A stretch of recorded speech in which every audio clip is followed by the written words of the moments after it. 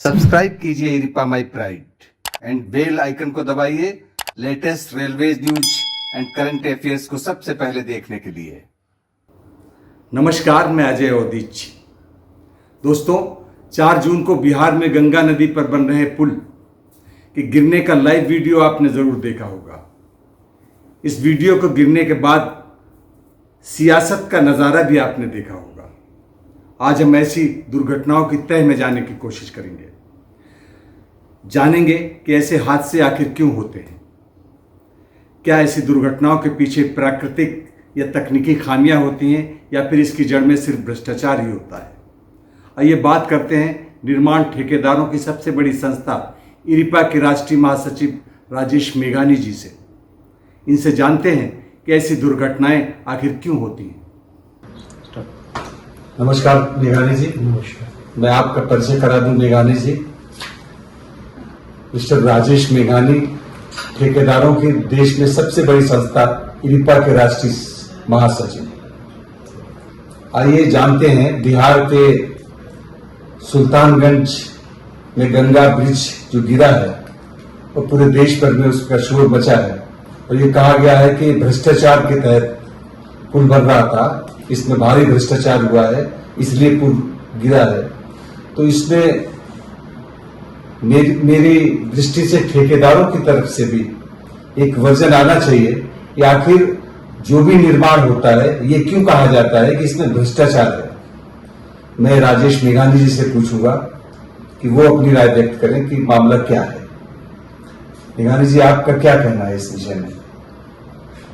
देखिए, ये जो दुर्घटना हुई है, मैं तो इसे दुर्घटना ही बोलूँगा, बहुत ही खराब दुर्घटना हुई, होनी नहीं चाहिए थी। पर दुर्घटना तो दुर्घटना है, आपदा कभी भी कहीं भी किसी के साथ कैसे भी हो सकती है। तो ये एक तरह की आपदा थी, दुर्घटना थी। इसमें दोषारोपण करना, भ्रष्टाचार की बातें बोलना ये ठीक नहीं है। भ्रष्टाचार कौन कैसे साबित करेंगे आप भ्रष्टाचार है? कैसे हो? संभव ही नहीं है। भ्रष्टाचार क्या है इसमें कोई भ्रष्टाचार नहीं। दरअसल 1 साल की अवधि में 2 बार पुल का गिरना, तो आखिर कोई खामी इसमें रही होगी।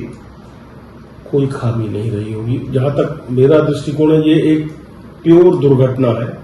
अच्छा ये होता कि इसमें ठेकेदार भी बोलता मैं दोषी हूं, इंजीनियर भी बोलते मैं दोषी हूं, कंसल्टेंट भी बोलता मैं दोषी हूं, ब्यूरोक्रेट्स भी बोलते मैं दोषी हूं, डिजाइनर बोलता मैं दोषी हूं, पॉलिटिशियंस बोलते हम दोषी हैं, तो अच्छा लगता। इतने बड़े बड़े जब काम होते हैं, बड़े बड़े जब निर्माण होते हैं, तो कोई भी किसी भी प्रकार की दुर्घटना कभी भी कहीं भी किसी के साथ भी हो सकती है।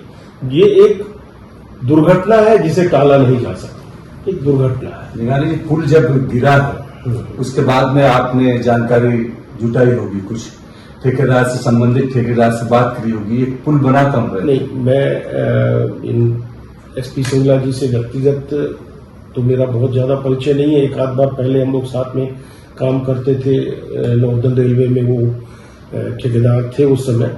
छोटे लेवल के काम पर, थोड़ा बड़े लेवल के काम करते हैं। मेरा बहुत ज्यादा उनके साथ संबंध नहीं है, लेकिन 1-2 बार मुलाकात है, हाय हेलो है। जहां तक मैं जानता हूं वो एक बहुत ही सुलझे हुए, अच्छे और अच्छे स्वभाव के और अच्छे चरित्र के व्यक्ति हैं। वो कोई गलत काम, मुझे नहीं लगता है कि उन्होंने कोई गलत काम किया है इसके अंदर।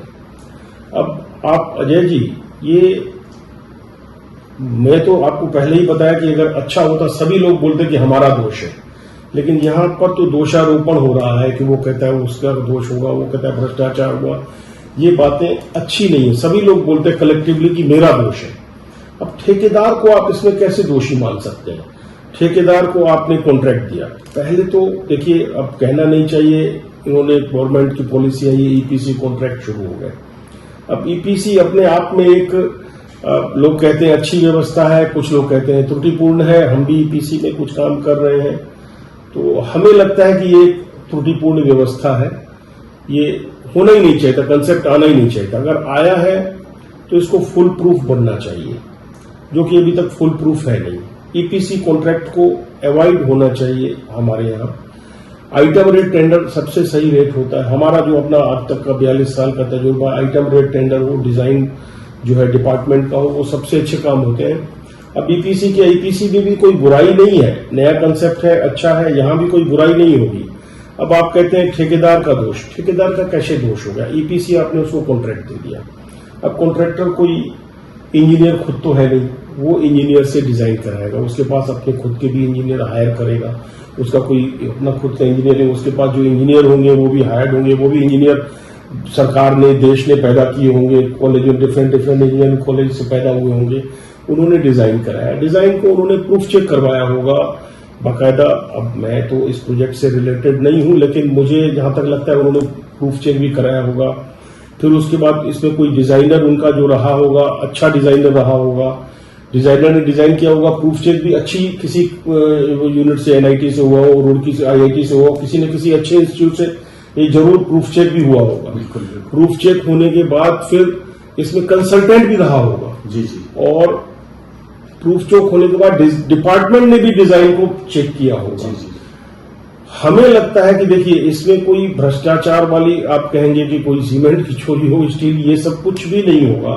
सीमेंट उठा के, कंक्रीट उठा के चेक कराएंगे तो सीमेंट सही मिलेगा, सब कुछ सही होगा, स्टील भी ठीक होगा। ये एक डिजाइन डिफेक्ट या कह लीजिए कैलकुलेशन डिफेक्ट, कुछ हुआ है, ऐसी कोई बात हुई है जिससे ऐसी हादसा हो गया। आपकी दलील से मैं सहमत होते हुए एक सवाल उठाता हूं कि कोई निर्माण होता है सरकार की किसी परियोजना का, और निर्माण करके फिर सरकार को सौंप दिया जाता है, उसके बाद कोई चीज गिरती है तो उसमें ये कहा जा सकता है, जो भी आरोप लगते हैं कि इसमें इंजीनियर्स की तरफ से या ठेकेदार की तरफ से कोई कमी रह गई, कोई भ्रष्टाचार हुआ, कुछ।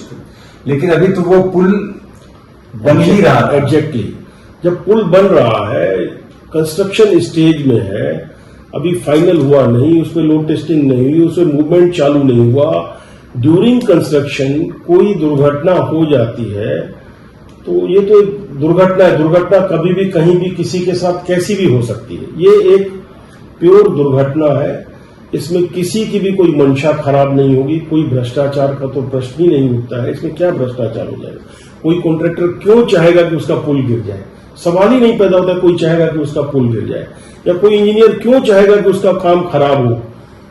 इसमें भ्रष्टाचार का जो डिजाइन है, कैलकुलेशंस है, कुछ लोड इस पे दिए जा रहे थे, सेगमेंट्स आपस में जोड़ने होंगे, उसमें कुछ कैलकुलेशंस की कुछ गलती हुई है, कुछ। अब इसमें एग्जैक्टली तो मुझे नहीं पता, मैं साइट पे नहीं था, ना मैंने देखा है, ना मुझे पता है ये किस तरह का डिजाइन था, क्या था, नहीं था। फाउंडेशन जहां तक मुझे लगता है कि ये सुपर स्ट्रक्चर गिरा है इसका। अच्छा।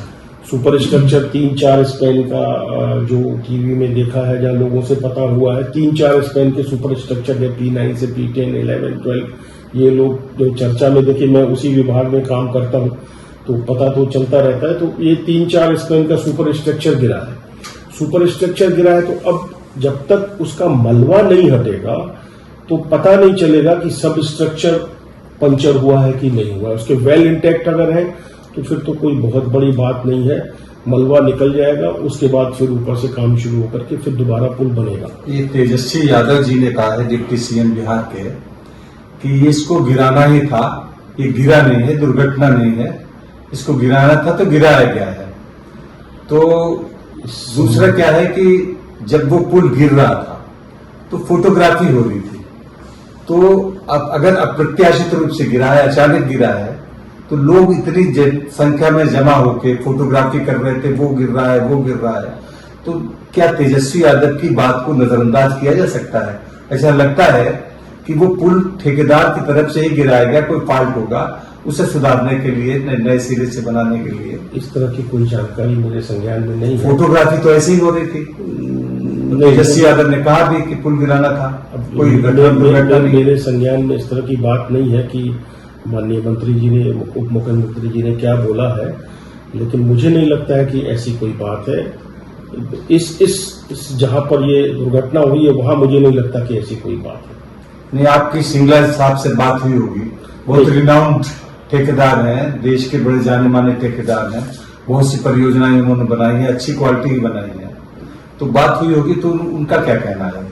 मेरी उनसे कोई व्यक्तिगत बात नहीं हुई है। मेरे प्रोजेक्ट के जो इंजीनियर्स हैं वहां काम कर रहे हैं, चर्चा चली है। मेरी किसी से व्यक्तिगत निजी तौर पर कोई बात नहीं हुई है। मैंने जो चर्चाओं से जो मुझे आभास है, चूंकि मैं कॉन्ट्रैक्टर हूं, मेरी जिज्ञासा है और being general secretary of contractors association थोड़ा सा मेरा दायित्व है, तो मैंने अपने स्तर से जो जानकारी मुझे मिली वही मैं आपको साझा कर रहा हूं। और ये एक दुर्घटना है प्योरली, और कुछ भी नहीं है, इसके अलावा कुछ भी नहीं है। मैंने आपको बहुत स्पष्ट पहले ही बहुत पहले बोला कि अच्छा होता कि सभी लोग बोलते कि मेरा, अरे आप अभी देखिए काम तो बड़े बड़े काम इन्होंने किए हैं सिंगला साहब ने, और बाद काफी कॉन्ट्रैक्टर्स काम करते हैं। अब मुझे जहां तक याद है, मैंने भी तकरीबन देश में 4-5 हजार पुल बनाए हैं रेलवे के, छोटे बड़े सब मिलाकर के। जी।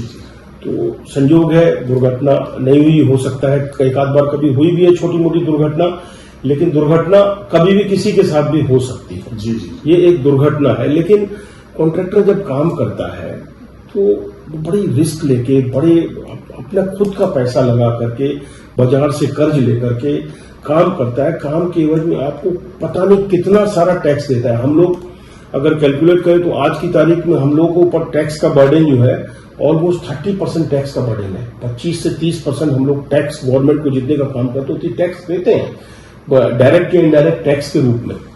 अब बड़े बड़े जो बिजनेसमैन वो जो फेल होते हैं इंडस्ट्रियल, आप तो सारी परियोजनाएं सरकार के लिए ही बनाते हैं, हम लोग तो टैक्स क्यों देते हैं? टैक्स तो सरकार के देते हैं। सरकार का जो स्ट्रक्चर है, ढांचा है, उसमें तो टैक्स देना ही है। अब जीएसटी है, उसको तो हमें देना ही पड़ेगा 18%। इनकम टैक्स है 2% वो टीडीएस काटते हैं, ऊपर से और लग जाता है, फिर रॉयल्टी लग जाता है, एजुकेशन सेस है, लेबर सेस है, तमाम तरह के टैक्सेस हैं जो हमें पे करने पड़ते हैं। अच्छा, अभी आपने बीच में कहा था कि एक सिस्टम चेंज किया गया है, तो और उसमें ठेकेदारों को परेशानी है, सिस्टम सही नहीं है, तो क्या आपने अपनी रिपा की तरफ से इस डिमोन्स्ट्रेट किया है कि सरकार के सामने कि ये नहीं होना चाहिए, इसमें सुधार होना चाहिए? किस चीज के लिए आप? हाँ। ईपीसी टेंडर्स के लिए। हाँ, हमने सजेशन अपने स्तर से रेलवे, हम लोग देखिए रेलवे में बेसिकली ज्यादा काम करते हैं और स्टेट में भी करते हैं। हम लोगों ने रेलवे को सजेशन अपना दिया था कि ईपीसी टेंडर्स को अवॉइड करें तो अच्छा रहेगा। बट उन्होंने कहा है कि बड़े बड़े टेंडर्स को वो करें। ये तो काफी बड़ा टेंडर था, इसमें तो ईपीसी स्वाभाविक है, होना भी चाहिए था, हुआ भी है तो अच्छा ही है। और इसमें कोई ऐसा वो गलत काम नहीं है। ईपीसी हुआ, ठीक हुआ, बड़ा टेंडर है, बड़े टेंडर में ईपीसी हो, छोटे छोटे टेंडरों में हम लोग मना करते हैं। बड़े टेंडरों में ईपीसी हो तो भी कोई दिक्कत नहीं, लेकिन आइटम रेट हो तो ज्यादा अच्छा होता है। हमने छोटे टेंडरों के लिए ईपीसी खत्म करने के लिए सरकार में रिप्रेजेंटेशन दी थी अपनी, और सरकार के स्तर पर है, वो सरकार का काम है करना। और मैं जो आपको कह रहा था, आपने हमारी बात बीच में काट दी कि टैक्स का जो सिस्टम इतना सारा टैक्स देता है, जो कुछ लोग ऐसे भी हैं जो काम करते हैं, इंडस्ट्रियलिस्ट हैं या बड़े बड़े बिजनेसमैन हैं, कभी फेलियर हो जाते हैं, उनको बेल आउट पैकेज दिया जाता है, बहुत तरह की मदद की जाती है। तो हम कॉन्ट्रैक्टर्स भी बड़े निरी हैं, हम लोगों के लिए भी इस तरह का सोच सरकार के पास होना चाहिए। अब कोई बेचारा काम कर रहा है, वो तो काम कर रहा है भले के लिए कर रहा है, अपना 2 पैसा अर्न करने के लिए, कहीं से बाजार से उसका दुनिया भर का कर्ज उन्होंने उठा रखा होगा सिंगला जी ने, दुनिया भर का बैंकों का कर्ज होगा। अगर हम काम करते हैं, मुझे पता है हमारे पास कर्ज है, हम जितना काम करते हैं कर्ज उठा के काम करते हैं, बड़ी रिस्क लेके काम करते हैं। तो अब इतना बड़ा इनको नुकसान हुआ होगा, हो सकता है इन्होंने इंश्योरेंस भी करा रखा हो प्रोजेक्ट का, सब कुछ होगा। लेकिन एकदम से आप मीडिया वालों ने जो एकदम से ट्रायल कर देते हैं, उनको दोषी सजा दिया और भ्रष्टाचारी बोल दिया, ये थोड़ा सा गलत हो जाता है। और मैं इस मामले में तो हमारे देश के प्रधानमंत्री जी का बड़ा वो रहूंगा कि ये भी, हम लोग भी बड़े बड़े काम करते हैं, लेकिन जो एक बार आपने हुआ था अभी कुछ दिन पहले, एक जो मिसाइल छोड़ी जानी थी, फेल्यूर हो गया था। जी। तो आपने देखा होगा प्रधानमंत्री जी उठे और वो साइंटिस्ट को गले लगा लिया, कोई नहीं, फेल्यूर होता है जिंदगी में, कभी कुछ हो सकता है। तो हम लोग उतना बड़ा काम तो नहीं कर रहे हैं, लेकिन जो भी काम करते हैं, ये ब्रिजेज बनाते हैं, छोटे ही बनाते हैं, ये भी राष्ट्र के निर्माण के लिए बनाते हैं। तो हमसे अगर कोई त्रुटि हो गई, कोई गलती हो गई, हमने जान के नहीं करी, उसके लिए आप हमें एकदम से सजा देंगे। हमको भी आपसे स्नेह चाहिए, हमको भी आपसे प्यार चाहिए कि भाई हमने कोई गुनाह नहीं किया है, हमने ट्राई किया, प्रयास किया, कर रहे थे, दुर्घटना हो गई, तो ऐसे बहुत सारे पॉलिटिशियंस से पता नहीं क्या क्या नर्गल बातें कर रहे हैं उनके बारे में कि ठीक भ्रष्टाचार किया, ये किया, वो किया। अब कहना बड़ा आसान होता है, काम करना बड़ा कठिन होता है। वो बेचारे बड़ी मेहनत से काम कर रहे हैं। मैं तो अभी भी देखिए काम किया उन्होंने, तो अभी अगर काम करके अगर वो इरेस्पॉन्सिबल कॉन्ट्रैक्टर होते तो भाग जाते। वो मलबा आज की तारीख में वही हटा रहे हैं, बड़ी बड़ी मशीनें ला करके उस मलबे को क्लियर कर रहे हैं। मलबे को क्लियर करेंगे, उसके बाद पता चलेगा कि ये सब स्ट्रक्चर फाउंडेशन जो है कैपेबल है कि नहीं है, आगे पुल इसी के ऊपर बनेगा या क्या होगा। ये चीजें अभी तो शूट बने इन्वेस्टिगेशन के स्तर पर होंगी डिपार्टमेंट के लेवल से। देखिए मैं डिपार्टमेंट का आदमी नहीं हूं, मैं सरकारी आदमी भी नहीं, मैं ठेकेदार हूं और ना मैं एसपी सिंगला जी से बहुत ज्यादा वाकफियत रखता हूं। लेकिन मुझे जो अपनी जानकारी थी आपने पूछा तो मैं आपके साथ साझा करूं। आपका बहुत बहुत धन्यवाद, आपने इतनी जानकारी दी। और मैं अपनी ऑडियंस से भी कहूंगा, सरकार से भी कहूंगा और जो विपक्ष के नेता हैं उनसे भी कहूंगा कि कोई ऐसी दुर्घटना होने पर एकाएक भ्रष्टाचार भ्रष्टाचार भ्रष्टाचार कहना ठीक नहीं है। बात को समझना चाहिए, अंदर तक गहराई तक जानकारी जुटानी चाहिए, उसके बाद ही कोई आरोप लगाना चाहिए। ठेकेदारों में भी बहुत नुकसान होता है, उनको दर्द होता है, उनको तकलीफ होती है। नमस्कार। निश्चित तौर पर ऐसे हादसों को जज बनकर देखना सही नहीं है। जांच रिपोर्ट आने का इंतजार करना चाहिए। खासकर समुद्रों, नदियों और पहाड़ों में हो रहे निर्माण काफ़ी कुछ कुदरत के रहमो करम पर भी निर्भर होते हैं। उम्मीद की जानी चाहिए कि मीडिया, सरकार या फिर हर किसी को अपनी सोच बड़ी करनी होगी। दोस्तों, वीडियो को लाइक करिए, चैनल को सब्सक्राइब करिए और बगल वाली घंटी जरूर दबाइएगा। फिलहाल इस वीडियो में इतना ही, आगे फिर मिलेंगे, तब तक के लिए नमस्कार।